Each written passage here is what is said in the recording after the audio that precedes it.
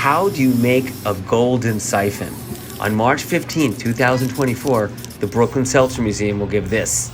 Making the head of the golden siphon. This golden siphon as a reward for the 2024 National Egg Cream Invitational winner.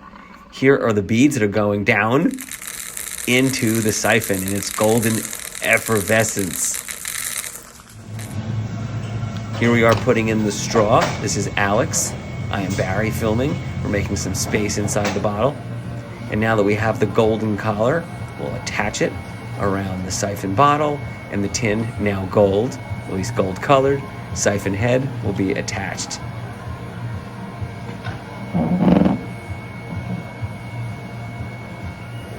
On March 15th, which restaurant competing will win to have the best egg cream of 2024 and get to show off this siphon in their restaurant?